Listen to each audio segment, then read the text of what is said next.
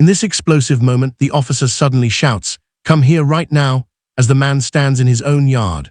Seconds later, a shocking threat follows, "I'll shoot your dog." The tension escalates instantly. Without clear explanation or visible aggression from the homeowner, the situation spirals. Then within seconds, we hear it, taser deployed. What began as a simple mailbox check turns into a chaotic confrontation that will change everything. What's your name?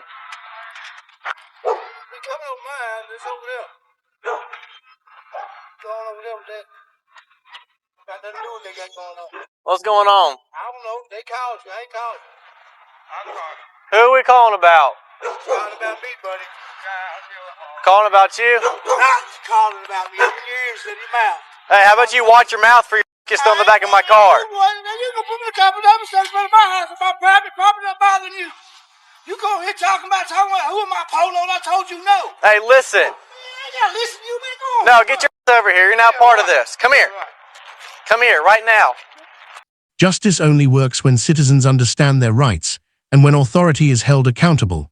Welcome back to People's Court Audit, the channel dedicated to exposing real encounters to educate, inform, and empower the public.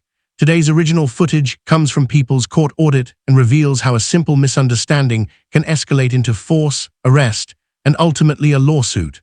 Watch closely as emotions rise and decisions are made in seconds. Let's break down exactly what happened. Come here. You can't look for what? I'll shoot your dog. Shoot my dog, boy. You can't come in my yard. Get over here now. No, get out of my yard. Get over here right now. Taser deployed. Start me 20.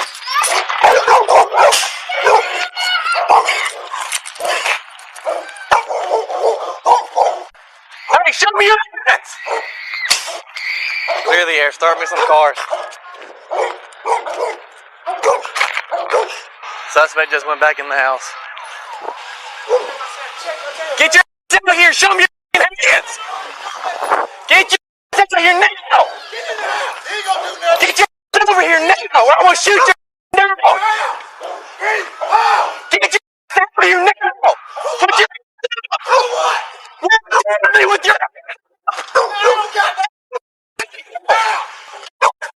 Here the officer approaches and immediately demands identification while trying to determine who made the initial gun complaint. The homeowner questions why he's being addressed at all.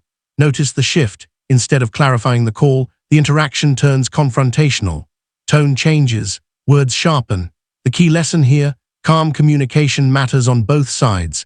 When officers and citizens fail to establish clear context, confusion can quickly become escalation.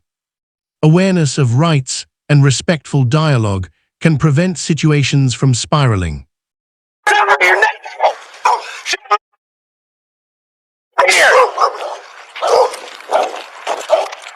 Suspect just went back in the house. Hold on, I'm moving my car in front of the house. I'm moving my car in front of the house. Have a unit go to the back of the house. We got 2 units up front. Suspect has gone back in and out of the house. Taser has been deployed. We're still working on getting him outside. Come out. Come over here. He went back in. Hey, sweetie, come here. Come here. It's okay. Y'all come here.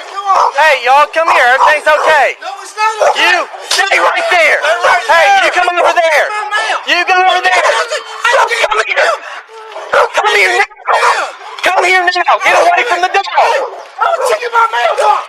What you slamming on the ground for? This is her. Are you serious? I took my mail. Y'all get my kids on.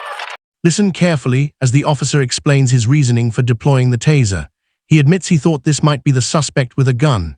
That assumption becomes the foundation for force.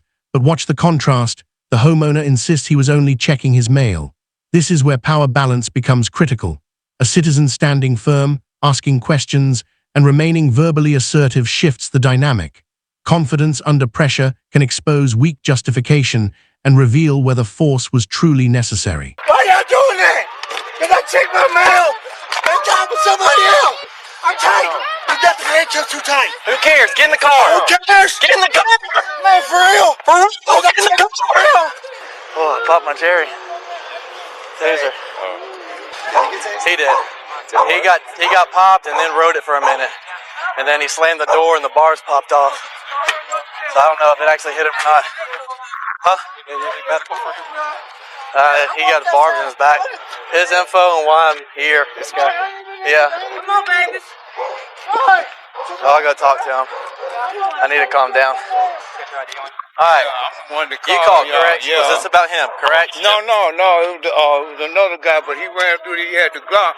He was standing by that telephone pole, and he was talking about shooting up. Me and her was in there playing cards. He was talking about shooting up in her. Because when I walked up, you said, yes, that's him. No, I said Yes, you did, because I walked up and I said, who are you here about? And he said, yeah, that's why I'm here.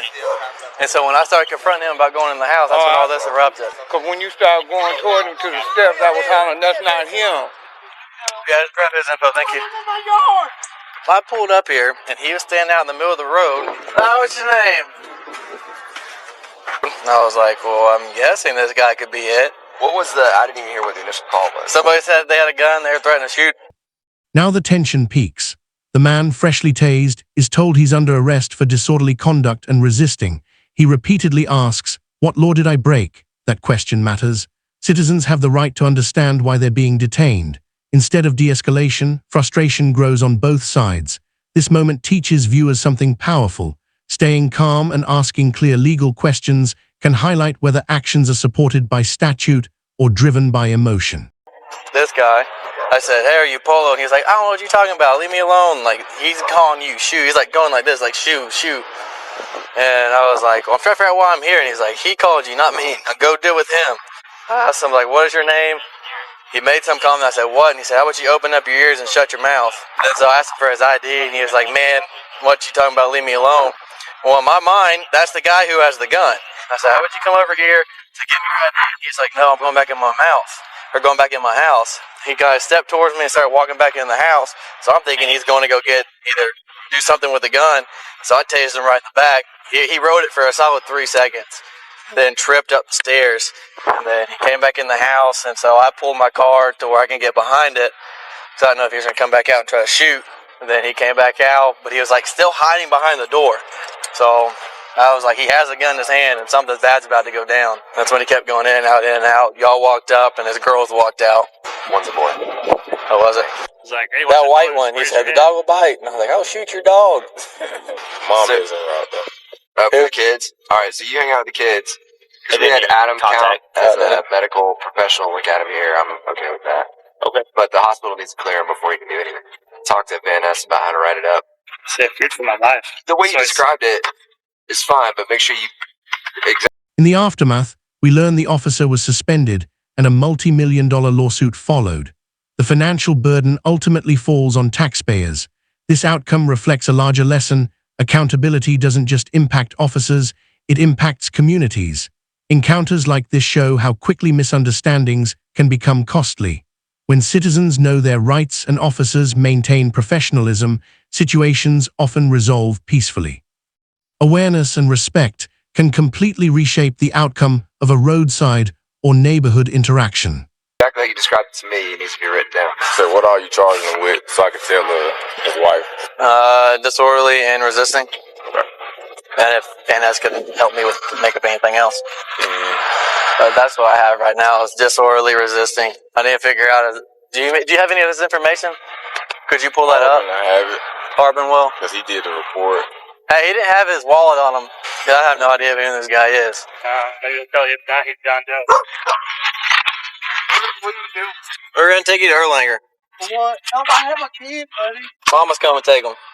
Why you taking me to Erlanger? Because you got tased. Then what, you taking me to jail? Yep. For what? Disorderly and resisting. I didn't resist arrest. Man, I came outside to check my mail. I had nothing to do with what was going on over there. How the hell I go to jail for coming outside to check my mail? Are you serious? I'm serious. For real? As a heart attack. You don't care about nothing but your personal agenda, trying to save your because you had no reason to even talk to me. You were called to my address.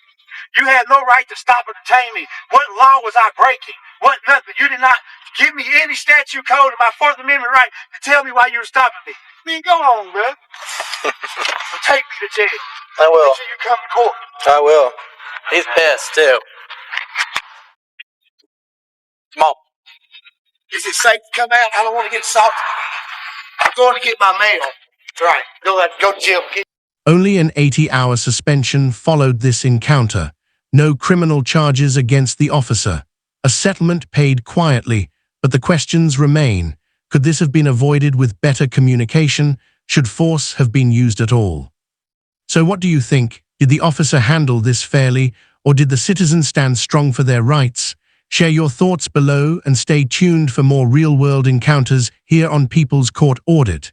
Stay aware, stay calm, stay informed. Listen carefully as the officer explains his reasoning for deploying the taser. He admits he thought this might be the suspect with a gun. That assumption becomes the foundation for force. But watch the contrast. The homeowner insists he was only checking his mail. This is where power balance becomes critical. A citizen standing firm, asking questions, and remaining verbally assertive shifts the dynamic. Confidence under pressure can expose weak justification and reveal whether force was truly necessary. Now the tension peaks. The man, freshly tased, is told he's under arrest for disorderly conduct and resisting. He repeatedly asks, "What law did I break?" That question matters. Citizens have the right to understand why they're being detained. Instead of de-escalation, frustration grows on both sides. This moment teaches viewers something powerful. Staying calm and asking clear legal questions can highlight whether actions are supported by statute or driven by emotion. In the aftermath, we learn the officer was suspended and a multi-million-dollar lawsuit followed. The financial burden ultimately falls on taxpayers. This outcome reflects a larger lesson. Accountability doesn't just impact officers, it impacts communities. Encounters like this show how quickly misunderstandings can become costly. When citizens know their rights and officers maintain professionalism, situations often resolve peacefully. Awareness and respect can completely reshape the outcome of a roadside or neighborhood interaction. Only an 80-hour suspension followed this encounter. No criminal charges against the officer.